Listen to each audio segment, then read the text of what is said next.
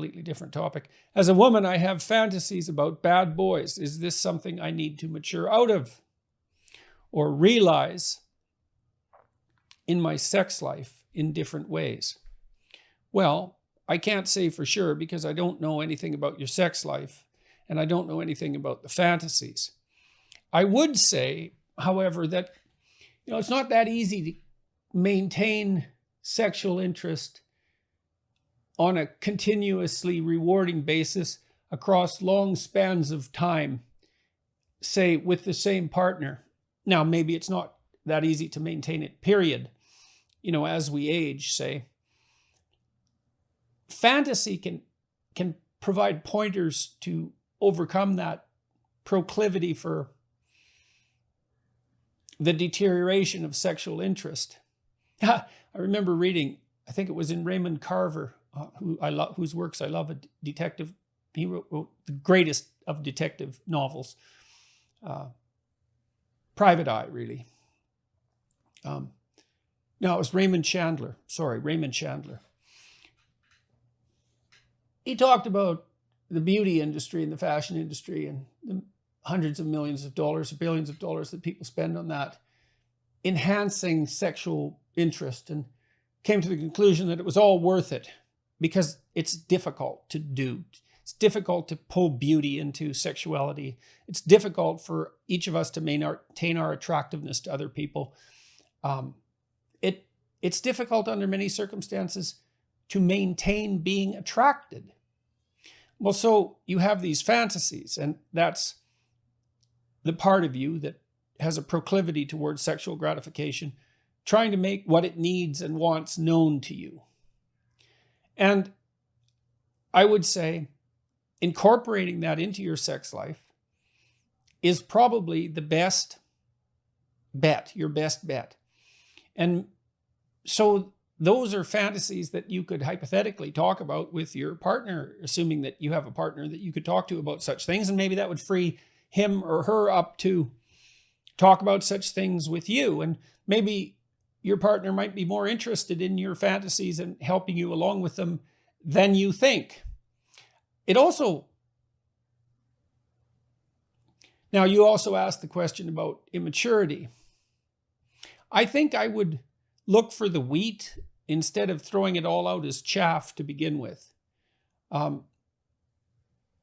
Take your cues from your fantasies. Now, I'm assuming that you do that in a relatively intelligent way, and that it doesn't hurt you and it doesn't hurt the other person, and that it's there's mutual consent involved in all of those things that a wise person would do. But I wouldn't throw the baby out with the bathwater. And the reason for that is that if you have fantasies about something that you need sexually, say, and those aren't satisfied in your life, they're not realized in your life, then when the opportunity to realize them comes up in the form of the possibility of an affair, let's say, or a betrayal, you're much more likely to be tempted in that direction than you would be if you had incorporated that into a broader conception of what your sex life might be.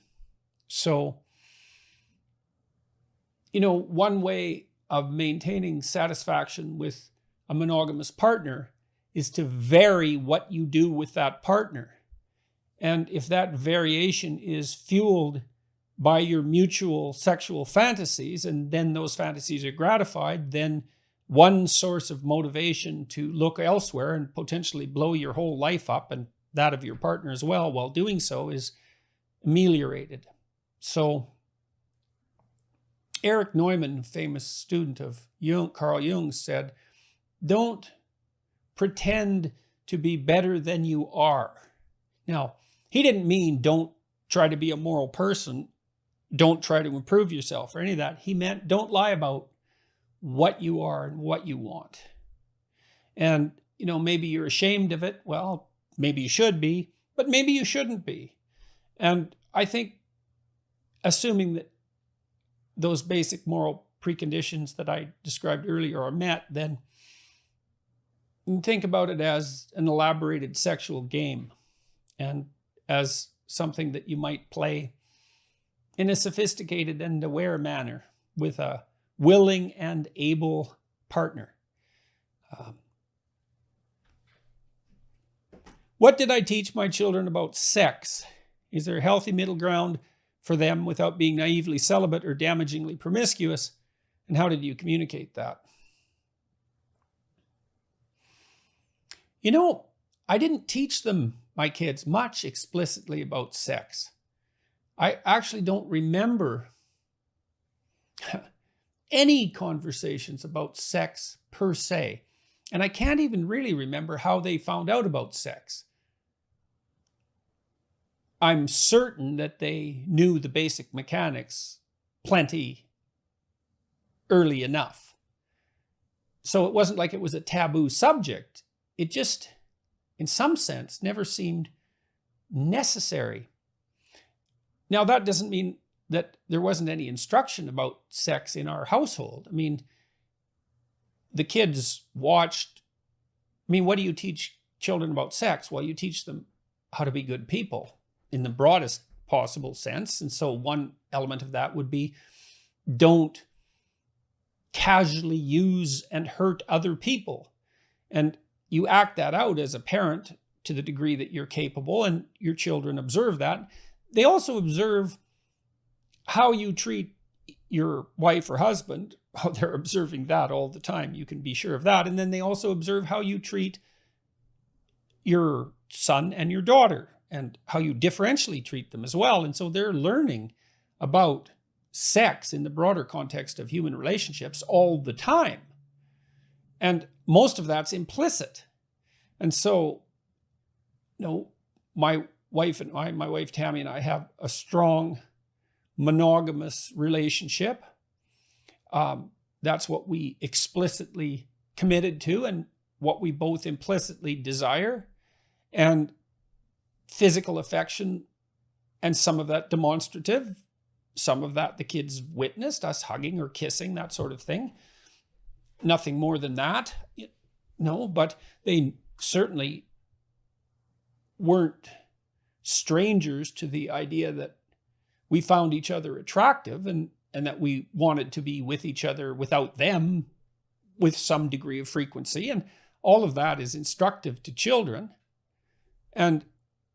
But I think the most important lesson about the morality of sex was probably taught to them merely as a consequence of observing how we treated each other, and also, by extension, how we treated them.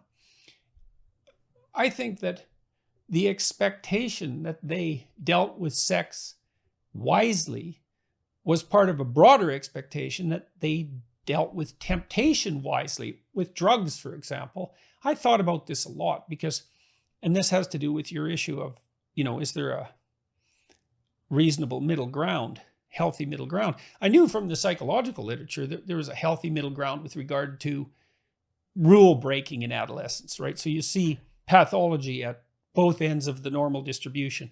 There's kids who break rules all the time, the antisocial types, and they, they're at risk for being arrested and for long-term criminal behavior. They're at higher risk for that sort of thing, and getting in trouble at school, getting in trouble with the police as teenagers, all of that. And that's obvious, right?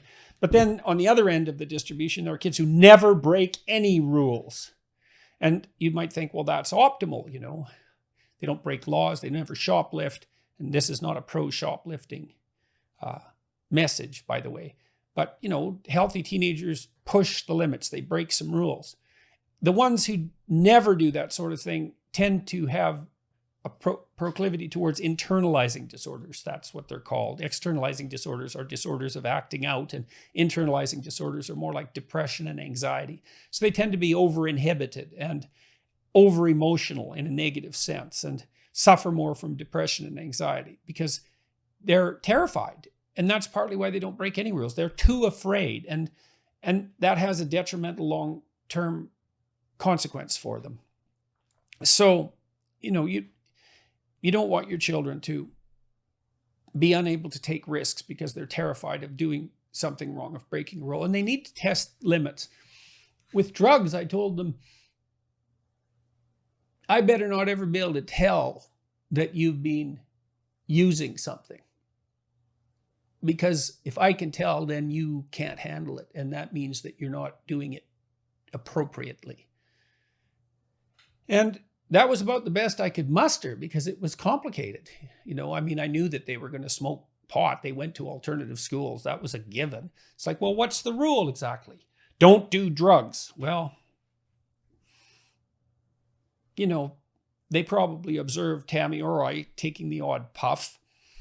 So, and maybe having the odd drink. And so, that rule wasn't abided by rigidly by either of us, though we certainly didn't abuse anything. Or if we did, it was only on very special occasions. So I thought a lot about what the rule is. And the rule is don't be an idiot. If you're going to smoke pot, don't smoke so much that you're a drooling moron and everyone can tell you're stoned from 2 blocks away, because that's humiliating to you and to the observer as well. It's degrading. So, and sex is like that too. It's like, who's got the upper hand, you or the sex? So, and I think the kids just knew that. And, I watched their relationships. They had serial monogamous relationships as teenagers, which is par for the course. And by and large, they handled them as well as you could expect 2 reasonable people who were teenagers to handle them. And I generally liked their choice of partner, thank God, although not always. And that was awful when that was the case, but it didn't happen that frequently. So I didn't have to teach them explicitly what they had already been taught implicitly. And you probably can't teach things explicitly if they haven't had the groundwork laid for that teaching implicitly. So